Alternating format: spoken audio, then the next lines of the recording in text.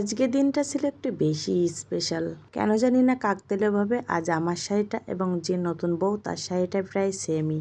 মাঝে মাঝে আমাদের চারপাশে এমন কাকতালীয় অনেক ঘটনা ঘটে, তবে পুরোটা সেম না হলেও অনেকটাই একই কালারের শাড়ি।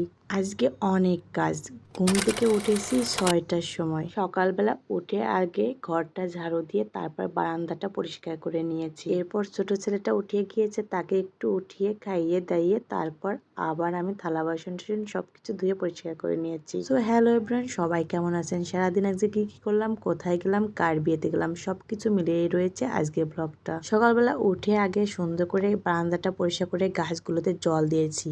আজকের দিনটা ছিল অনেক সুন্দর একটা দিন। সকালবেলা দেখি একদম ঝকঝকা রোদ বেরিয়েছে, তারপর তার সঙ্গে অনেক সুন্দর বাতাস।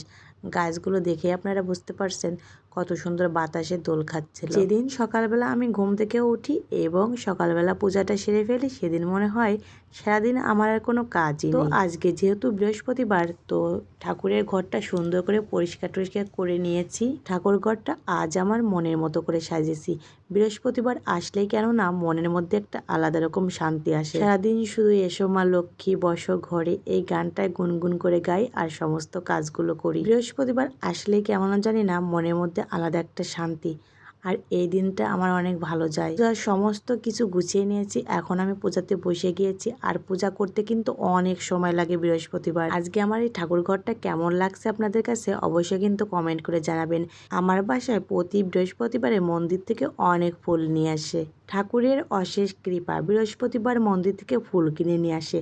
ওই দিন গাছে এত ফুল ফোটে কি বলবো। তখন আমি কনফিউজ হয়ে যাই, আমি কি মন্দিরের ফুল দিয়ে পূজা দেবো নাকি আমার গাছের ফুল এবং মন্দির ফুল দুটো দিয়েই পুজো দিই। যেহেতু গাছে তরতাজা ফুল ফুটেছে, ওগুলোও নিই, মন্দির থেকে যেগুলো এনেছে এগুলোও দিয়ে আমি আমার ঠাকুরের সিংহাসনটা অনেক সুন্দর করে সাজিয়েছি। এটা দেখে যে আমার কি ভালো লাগছে, মনের মধ্যে অনেক শান্তি লাগছে।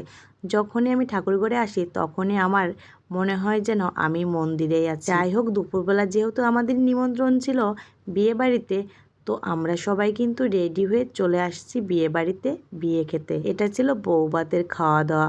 আমাদের ফ্যামিলির সবার নিমন্ত্রণ ছিল, আর আমাদের বাড়ি এলাম মানে আমাদের পাশের বাসার বৌদিদেরও সবার নিমন্ত্রণ ছিল। তো আমরা একসঙ্গে কিন্তু সবাই চলে গিয়েছি বিয়ে বাড়িতে। সরি, এটা বিয়ে বাড়ি না, এটা ছিল একটা রেস্টুরেন্ট।